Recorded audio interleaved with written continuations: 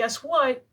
The racist book was racist again. Sadly, I won't be using the squeaky toy censor bleep in this video. I know everybody loves her, but honestly for this one it feels kind of weird. So we're gonna have to say goodbye. She's going on vacation for this one. The Blood of the Vampire by Florence Marryat is an early piece of vampire fiction from 1897. And I must introduce this book to you two ways. First, the way that I was introduced to it on NetGalley, because I did get this as an ebook ARC. This second, a more realistic way. This is going to be a bit of a longer introduction than I typically do, but in this case, I feel that providing full context, including some historical context, is very important. Also, I did get this as an ARC, and there is not an official cover on NetGalley yet, so I'm just using covers from different editions. First, let me read to you a selection from the synopsis that I was given on NetGalley. In 1897, the same year Dracula by Bram Stoker was published, Florence Marryat released The Blood of the Vampire, featuring a protagonist ahead of her time, a female, bisexual, biracial, psychic vampire. Marryat, who wrote dozens of works of sensation fiction, a genre akin to thrillers, implores readers to sympathize with rather than demonize the vampire and by extension the community she is a part of, and to understand the intricacies of her identity and societal norms that oppress her. In this vampire novel steeped in the New Woman feminist ideology of the late Victorian era, Marryat issues a strong critique of her generation's gender norms, racism, and medical discrimination in clear and engaging prose accessible to the everyday general reader, a contrast to the verbose writing of her contemporaries.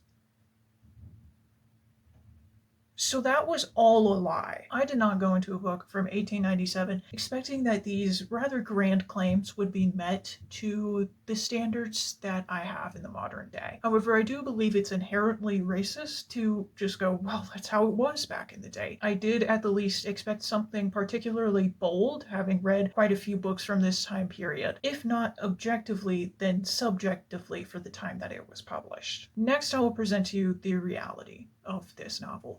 It's more like an Instagram reel comment that drops the hard R than it is a Sebastian of diversity in an age of discrimination. On the topic of this vampire's race, I turned to more academic sources to convey what I wanted to you. This is from an article by Tara Wollston Joseph of Rider University. Marryat's gothic tropes have predatory, supernatural, black, and mixed race female power, because there is another novel she wrote with similar themes. Black and mixed race female power warn against encroaching Haitian ideas of black liberation. Marryat's pulpy, ephemeral fiction brought the arguments made by political writers about the Caribbean to a mass audience, confusing conventional romantic and sensation narratives with racist assumptions about Black West Indians. It depicts a creolized Caribbean as dangerous because it threatens British colonial dominance. In addition, the article brings up excellent points about how this character is portrayed, namely that she is depicted as almost white, which was a trope common at the time, especially in British literature,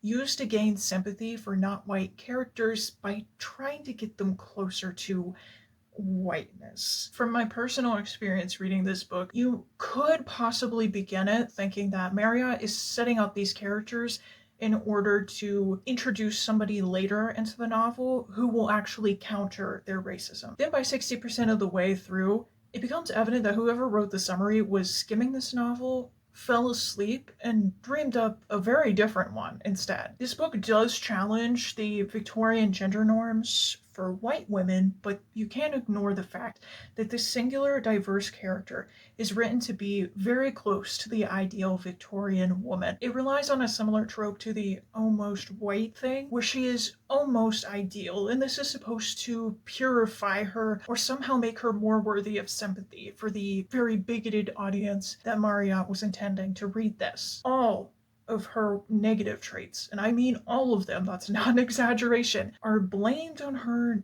being part black.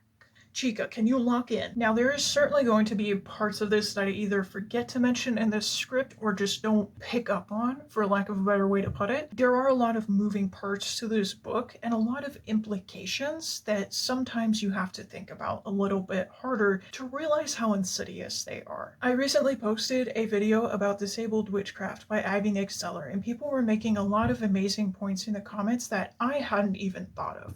So I'm really thankful for the discussions that we were able to have under that post, and if we're able to do that again under this video, I am more than happy to foster that. I must also put content warnings on this video. Yes, there is racism, but also child death sexism, fat phobia, and parent death. Notice how homophobia isn't there? Yeah, because the queerness of this book is contained to a singular line and some milquetoast implications that aren't even worth mentioning because they are so inconsequential, so don't have to worry about that one too much. Lastly, only about 10% of my viewers are subscribed. So if you like this video and you want to see more like it, make sure you subscribe because you will likely never find me again. I know, please don't hit me. I have to say the YouTuber stuff at some point. We open on a hotel dinner, so bear with me. We're going to be introduced to a lot of characters rather quickly. A newcomer, Harriet Brandt, shows up, and right from her first appearance, we're already comparing her to an animal and talking about her hair in a way that is definitely racist. After revising my script upon finishing this book, I realized that we were hitting balls out of the racism park from page 1. When she sends for more food, the staff says, "Sorry, we don't have any more." And another woman at the table says, "Confound their impudence." I love when rich people say like that. This particular spoiled rich person is Baroness Gobelli, an abusive and abrasive woman who married her way up the social ladder. Everyone hates her, not because she beats the shit out of her son and also all her servants. That's just a bonus factor. They hate her because she's loud, and at one point she was broke. She is communing with spirits and has a short king male wife who does everything she wants, so honestly I say she's doing pretty well for herself despite the haters. A woman named Margaret Poblin, the mother of a newborn baby, strikes up a conversation with Harriet after dinner, and we find out that Harriet's parents are dead. She just left a convent despite not really being religious, and she's from Jamaica. Of course, she's also unmarried and traveling with a woman named Olga, who also comes from their convent and who fell ill on the journey. They're in haste where the hotel is so that Olga can meet with her brother and go home, and Harriet's just gonna kind of figure out what to do after that comes. Now, here I expected to get a taste of the queerness that I was promised in this book, but there's nothing of the like. Margaret offers to let her walk with her and her sister Eleanor, and we get several pages of Harriet being just wildly racist. This is where we drop the hard R. Eventually, Margaret starts to feel woozy after Harriet puts her head on her shoulder, and Eleanor insists that they leave that girl behind. The next day, Harriet and Olga go out and buy Margaret's baby a load of toys and fancy gifts. Upon seeing how well the baby likes Harriet, Margaret leaves her with the woman more and more often. It's while she's watching her one day that Gobelli approaches her, intending to use Harriet as a pawn in her hatred of Eleanor by manipulating Harriet and Eleanor's fiance, Ralph, into having an affair. Also, we find out that Harriet is loaded. Like, she gets a 6-figure salary from her parents' estate for the rest of her life. So naturally, people want to take advantage of her and her social inexperience. And of course, her financials are part of the reason anyone entertains her, which is wildly classist and racist. Surprise, surprise. Racist book is racist. Margaret's baby eventually falls mysteriously ill. She sleeps all day. The two Pollins go off to meet Eleanor's fiance, Ralph, at the station, who immediately calls Margaret fat.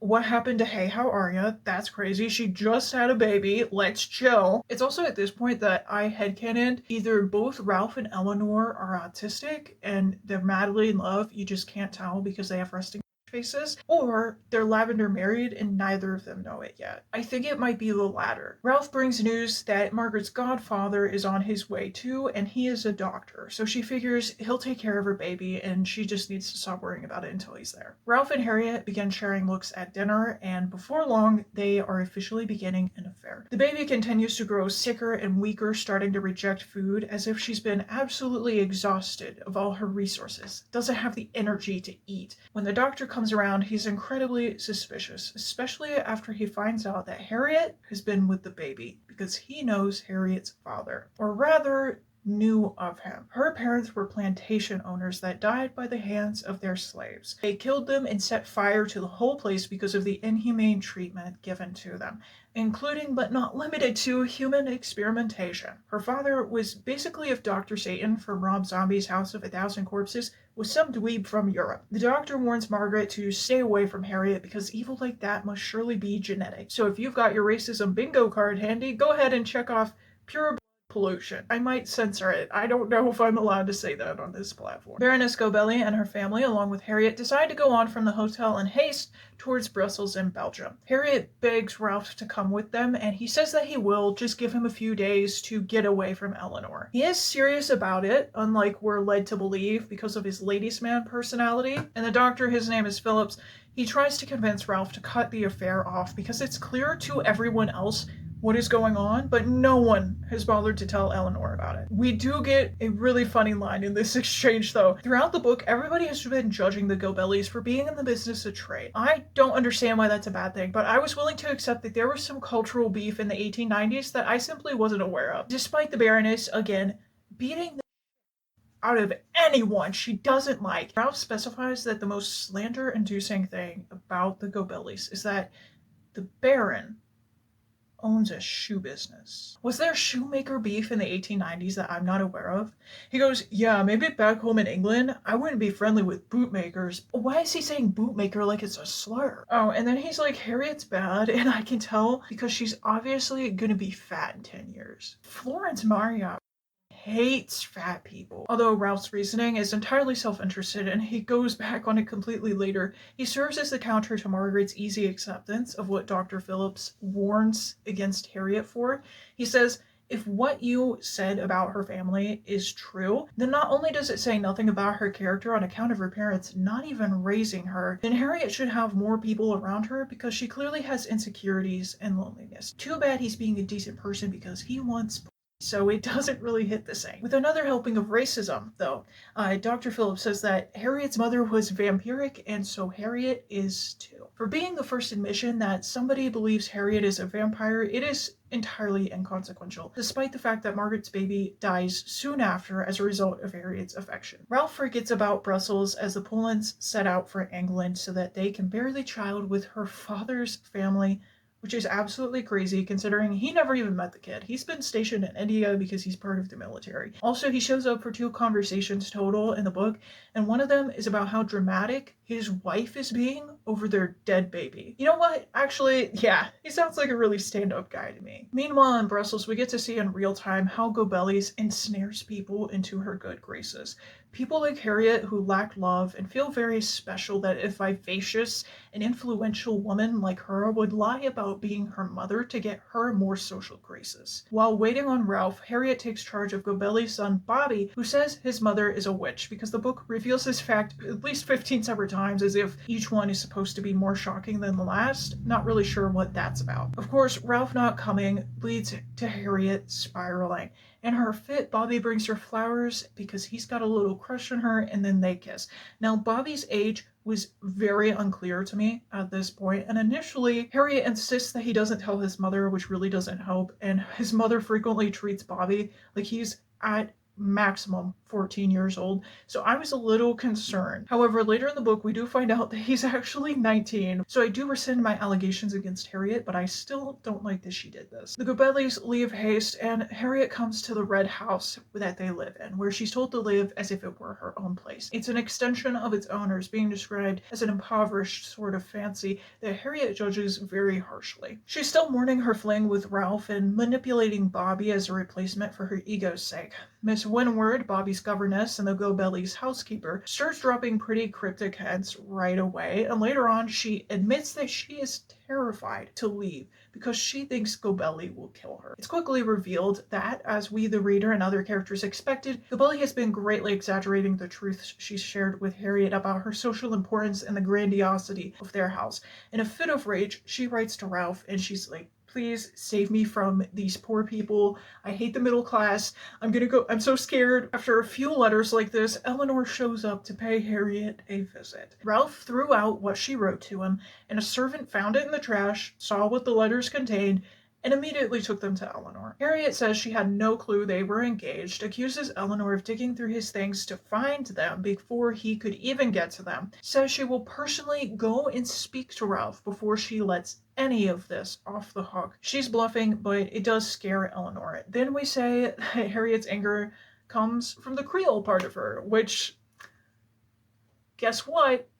The racist book was racist again. After this argument, Eleanor leaves to see Margaret for comfort and to tell her that she's quitting her engagement to Ralph. Margaret says it's low-key Eleanor's fault because she's kind of a meanie bobini, and also says that she should get his side of things before jumping to conclusions. Now, somebody says some utter like this to you, especially your best friend, after your partner cheats on you, just know it's morally correct to write their phone number on the bathroom wall at a truck stop. Margaret says that she'll take care of everything, whatever that means, so she calls in Anthony, her famous socialist author cousin, and sicks him on the Red House. Honestly, I kind of love that. I was expecting her to call in a beast of a fellow, like Tommy from Red Dead Redemption 2, to physically threaten the Go-Bellies. Instead, she got Evelyn Miller on the Telegraph. She said, "You know who can fix this? Racist Bernie Sanders can fix this. Get me my stationery." He goes to the Go-Bellies under the guise of checking out their China collection. Is he going to threaten them with a lowball? Is he going to write them a strongly worded letter? Walk me through this, Margaret. I want to know what the reasoning was. Unfortunately for Margaret, Anthony folds because he thinks Harriet is pretty. Racist guy wants a woman of color to be his wife.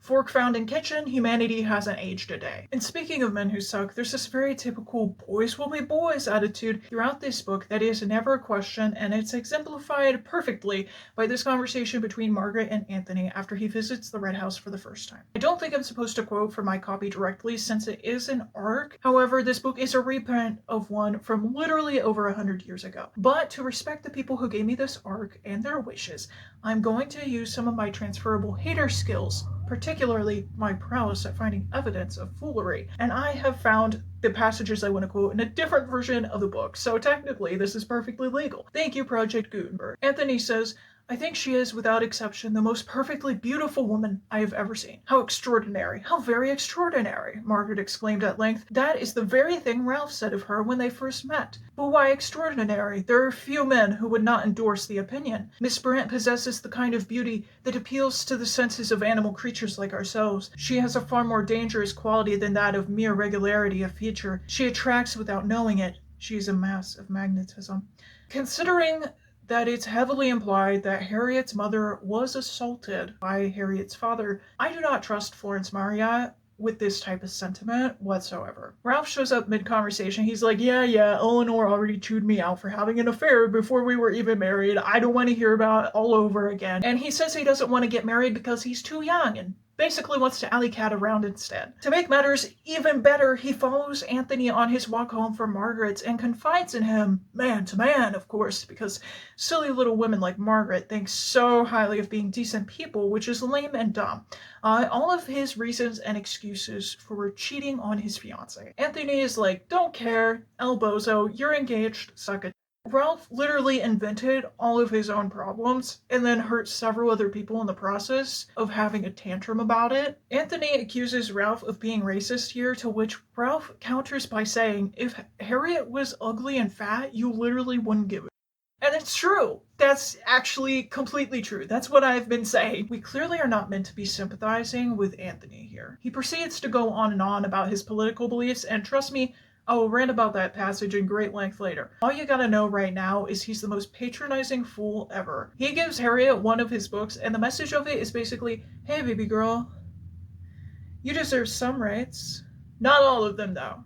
Don't be greedy about it. Harriet soon finds that Gabelli is less and less interested in her, while she grows more interested in Anthony. The jokes truly write themselves, because he confesses her love to her very quickly and asks her to be his wife. He says, Holly, you know there is no need for me to tell you. Will you come again to me, dearest? Don't ever say that you are friendless again. Here is your friend and your lover and your devoted slave forever. My darling, my beautiful Holly, say you will be my wife and make me the very happiest man in all the world. I was going to call him racist Leonard Cohen, but after a quick search, it seems that that's just regular Leonard Cohen. I also don't love how every man in this book views marriage as a form of slavery, and I also really don't love how Harriet's mother was a slave that was assaulted and then had Harriet. So like there's just layers to how weird this is to write. She accepts the proposal because she doesn't have self-respect and she's desperate for somebody to love her, and that evening at dinner, Miss Winward springs on the house that she's leaving and she isn't afraid of Gabelli anymore because she's engaged to be married. Then they discover Bobby is dead as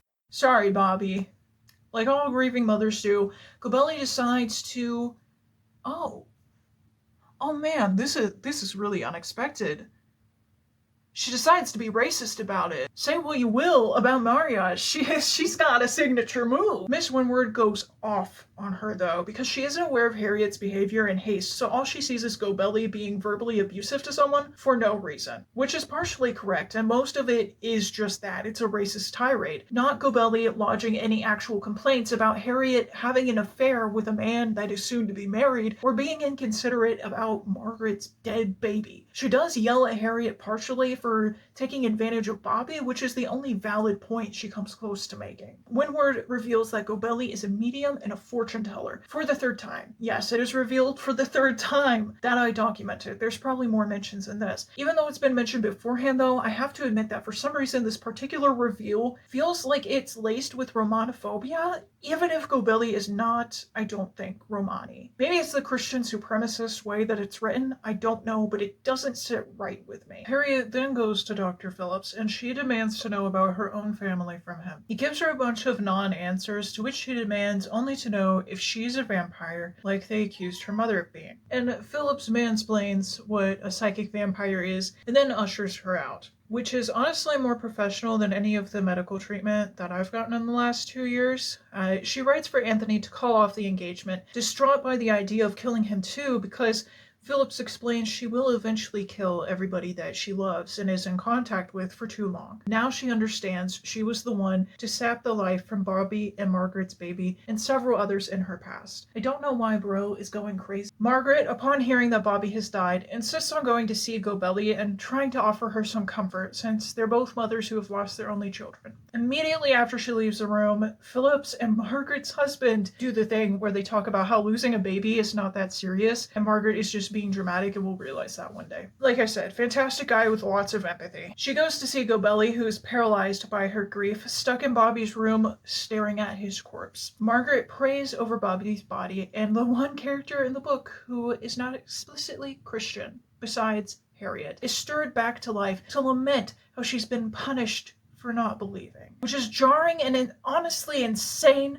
insensitive way to treat the death of a mother's only child, not even digging into the way Gobelli's fortune-telling and nondescript religion is treated throughout the book as something innately evil and terrifying. Also, notice how the one character who could be redeemed for not being Christian is white, and the one who can't is Harriet. But we'll get there. The last half of this book speed runs how to insult every type of person it possibly can. Like Miss Winward says, "Oh, Margaret, even though I'm old and decrepit at 33 years old." Marryat's just rage baiting. Meanwhile, Harriet is spiraling, and the narrative itself is like, yeah, if she believed in God, she would be okay. Shut the up. Anthony visits her, and considering that Harriet does not want to say yes to his plans to whisk her away for their honeymoon, that's kidnapping. Marryat was hitting every ball out of the park with these last pages. I'm actually impressed by how much she managed to aggravate me in just under 1,000 words. Truly inspiring stuff. But because this book is aiming to get me so irritated that I start producing electricity, Harriet is ecstatic to have been kidnapped, and also we get more racism and exotification in there for good measure. Genuinely, the implications within these pages are so disgusting that I just don't feel comfortable saying half of it on the internet. Anthony falls ill during their honeymoon and dies, and in her grief, Harriet writes a will leaving everything of hers to Margaret Pullen and takes her own life. So that went downhill by page 10 and somehow kept getting worse. I won't be getting into just how nefariously Christian this thing is. The ending should speak volumes on its own. We see Gobelli turn to Christ and be rewarded. Meanwhile, Harriet is given the opportunity after Anthony's death to join a convent that she had made some friends with while they were on their honeymoon, and she denies it, and because she does that, the narrative punishes her. Also, the one person to ultimately benefit from all of this, we can't ignore it, is the God-fearing Margaret Pullen, who exemplifies the ideal Victorian woman to it. I could do an entire analysis video on Christianity's role in this book, probably, but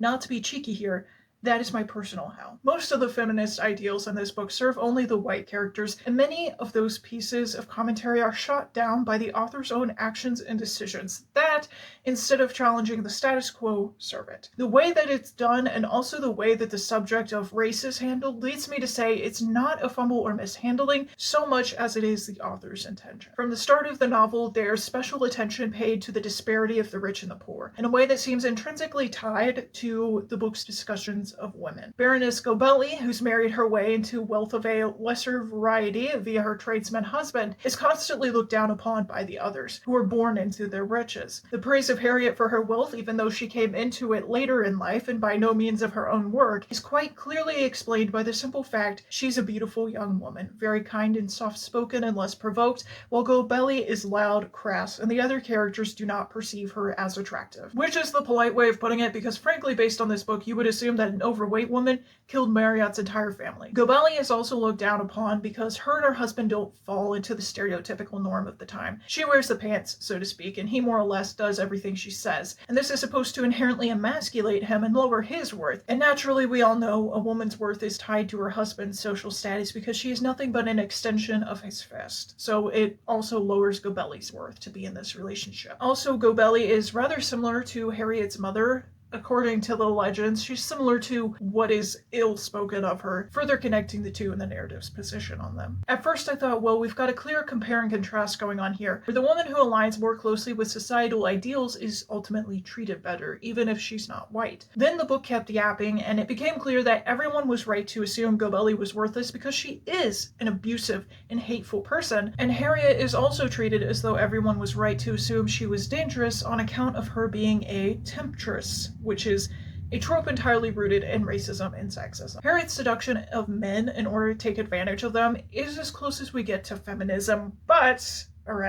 listen to me. It doesn't go down the road of this woman is angry at society and uses its own misogyny against it to fool prejudiced men into her trap as a sort of revenge story. It's in the much more typical and firmly sexist sense of a liberated woman is a danger to men. Margaret and Eleanor, meanwhile, are representations of what Victorian women were expected to be and what was a more acceptable deviation from the norm, especially within the upper class. Eleanor is the unmoving, strict woman who most glare at for being too cruel, when in reality, she's just kind of autistic with it, if you ask me. There's a parade and somebody throws confetti at her and she is abhorred because having fun with strangers is illegal in her mind, and also she's overstimulated because there's too many people around. Margaret is the loving and attentive mother who is tempted by Harriet for a whole sentence, but she is redeemed within the narrative because she turns around and is racist to her. All in all, it's absolutely absurd to call this book feminist. Writing a female character that is objectively a bad person is not inherently anti-feminist. Doing so without a nuanced exploration of the characters and how their station in society has shaped them is what gets you a side-eye from me. The way in which Florence Marryat handles it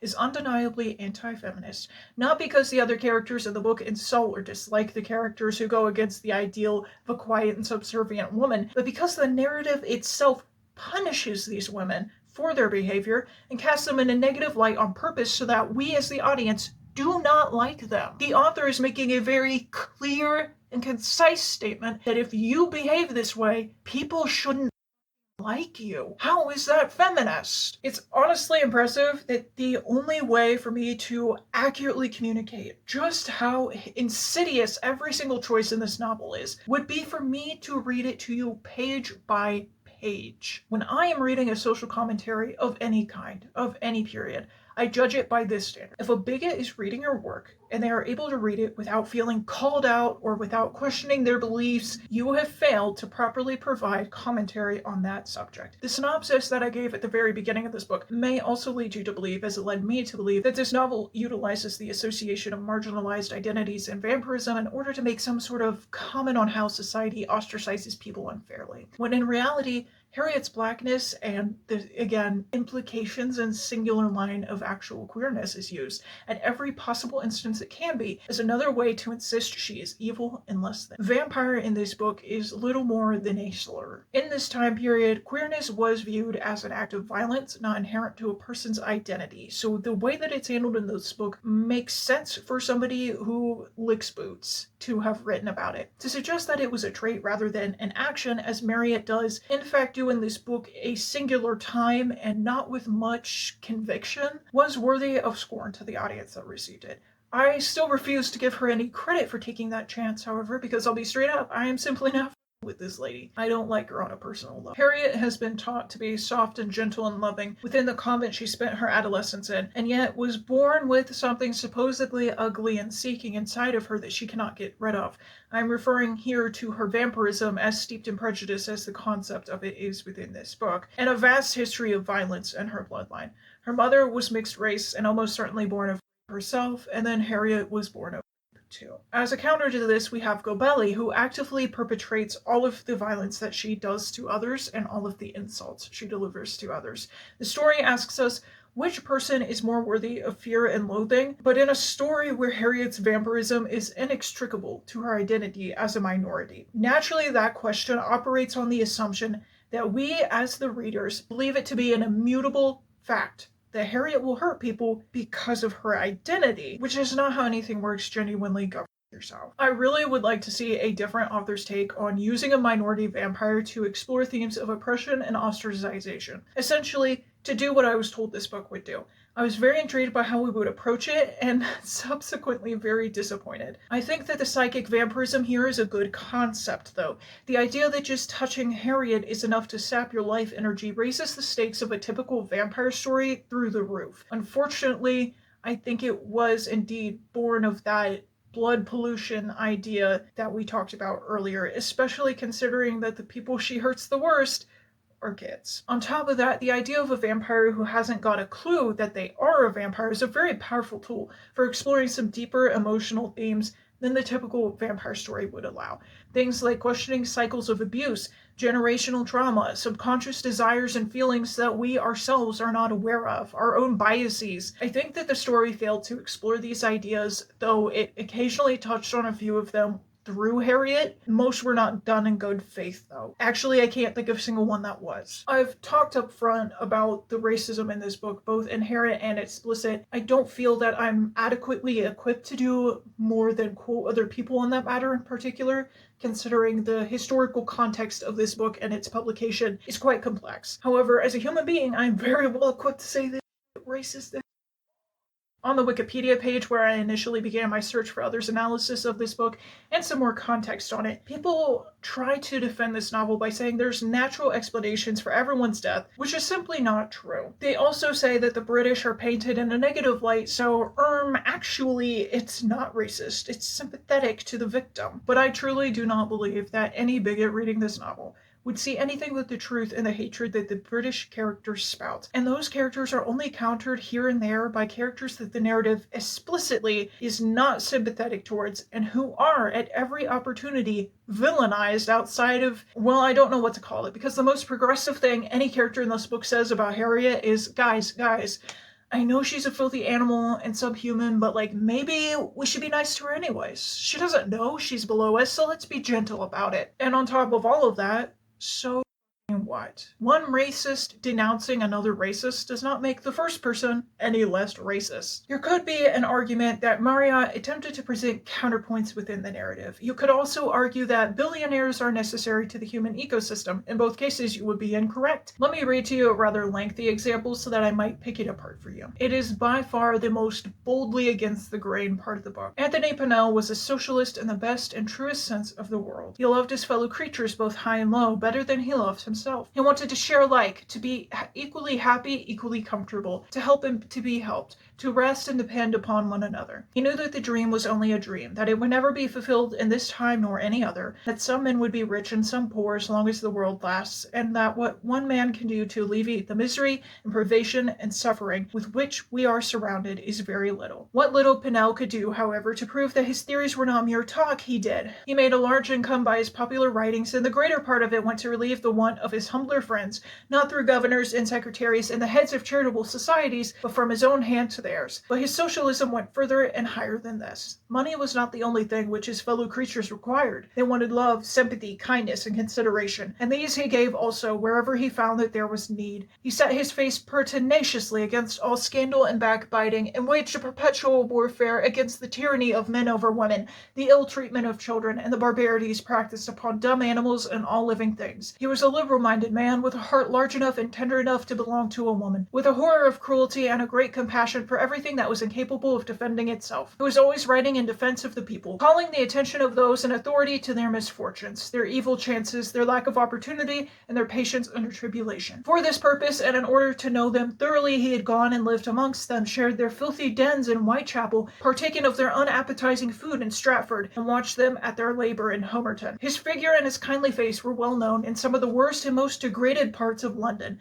and he could pass anywhere without fear of a hand being lifted up against him, or an oath called after him in salutation. Anthony Pennell was in fact a general lover, a lover of mankind, and that is why he leant his head upon his hand as he ejaculated with reference to Harriet Brant, "Poor little girl." So for starters, we basically call this guy gay for having empathy. I'm going to read from my script in this section just to make sure I say exactly what I intended to say. I know I'm looking down a lot in this video. I'm reading my script. It just makes a video like this way easier to make because what I want to say is very specific. From the beginning, we set out to give Anthony's beliefs under the guise of this defeatist attitude that is so pathetic and weak-willed. I wouldn't even fault people who don't respect the idea of this man's ideal future based on that alone. You cannot proclaim yourself some sort of radical person if you don't believe in radical ideas. There is a vast difference between being a big dreamer with realistic boundaries to their wishes and being someone who has already accepted defeat before they opened their mouth. This is especially pertinent in today's world. I believe that this defeatist attitude sprouts from Marryat's personal beliefs being so diametrically opposed to Anthony's that she can't even imagine another person actually believing in those things without some degree of self-deprecation present. Or maybe because she's lying to herself about believing these things. Who knows, it's hard to tell, she's dead as well. And then we call him effeminate for giving a shit about women and children. Nope, that's actually a normal human quality you can have regardless of gender. You just might be a... We praise Anthony an implication for living amongst filth, which is crazy, while simultaneously doing nothing but insulting the impoverished people he was supposedly helping by doing what? This bitch ain't Diogenes. He's just a LARPer with an ego. There is merit in people using their privilege to speak out about injustice. However, this is functionally the same as somebody going on vacation to a country overrun with tourists for a week, then going back home to their paid-off house with full amenities, feeling like a superhero because they gave a homeless person $5, because otherwise they would have felt guilty for not doing so. Nothing they did was an actual sacrifice for them. They took no financial hits, no emotional hits, nothing. And none of it was done out of a want to be good, but rather a want to feel better about themselves. I'm already losing my voice, but we're in the home stretch, and I really don't want to be doing this video any longer. And then we end with the most damning part of it all. We use his stance not as an explanation for his character, but as an explanation for his sympathy to Harriet Brant, who the narrative has taken the utmost pains to ensure the reader does not trust, does not sympathize with, and sees as an enemy. Therefore, Anthony Pennell and all his friends are cast in the same light as Harriet Brant. Also, Anthony is racist like all the time, so I know he doesn't actually care about other people. While I do have critiques of the writing that we'll get into, I have to begin with the fact that every time you open a review page for a book written in the 1800s, you are certain to find dozens of people whose only complaint is that it has purple prose in it. So I hope that reassures you that AI assistance is not needed for destroying humanity's critical thinking skills. Honestly, I'm afraid you can't really drain something that was running on empty to start with. Book is sapping my life energy. Another thing about this era of literature is that they loved a good explanation point, but Marryat is abusing them. And while reading, I felt strangely exhausted because I was naturally trying to make myself read it with the enthusiasm and energy that the characters were speaking with. The main issue with this writing's quality on a technical level is that the narrative didn't seem to know who to follow. It uses third-person omnipression, but we hone in on some characters for long stretches. so it makes it jarring when we switch between them. I believe it would have benefited more from singling out Harriet primarily, since we ultimately end up following her throughout the story, but I also am glad I did not have to read Florence Marryat's attempt to write a character like Harriet for the entire book. The writing is not as poetic as it is descriptive, and it paints a vivid picture of the settings and also the characters. That said, it does get repetitive the longer you read, because once all of the characters are introduced and we understand their motivations, we start to focus more on who did what when, and some of the descriptions are used several times throughout the book, which stands out when you're reading because of how unique they are. Elephantine, yes, I'm being dead. Marryat hates fat people. Elephantine is a little too unique of a word to be saying it every other chapter. Here's a description of Harriet, and it's a good example also of how this author wove her racism and her hatred of this character into the narrative in some seemingly innocuous ways, alongside more obvious ones like comparisons to animals. At the mention of her mother, something came into Miss Brandt's eyes. It was not anger nor sorrow nor remorse. It was a kind of sullen contempt. The incident made her examine Harriet's eyes more closely than she had done before. They were beautiful in shape and color, but they did not look like the eyes of a young girl, with large, pellucid pupils, but there was no sparkle nor brightness in them, though they were underlaid by smoldering fires which might burst forth into flame at any moment, and which seemed to stir and kindle and then go out again when she spoke of anything that interested her. There was an attraction about the girl which Mrs. Pullen acknowledged, without wishing to give in to.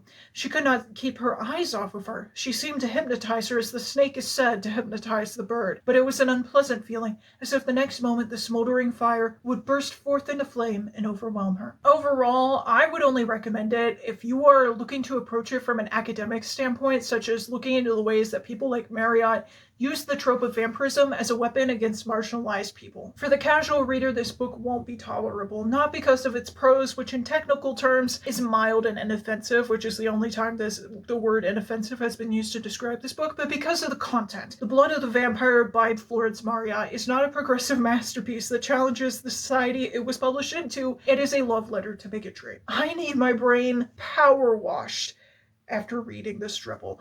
I need to consume some utter slop like Ghost Hunters International to set my chakras right.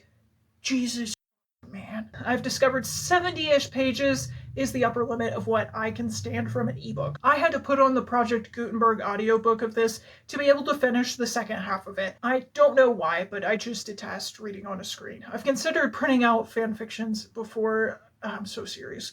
I looked into bookbinding for it, but I was like 15, so obviously I couldn't afford that. And I still can't. So if you'd like to help me afford to lovingly hand bind my gay yaoi fanfiction into beautiful physical books, you can find me on Etsy at TheBadBazaar, Instagram at Paleki, or StoryGraph at bucksface.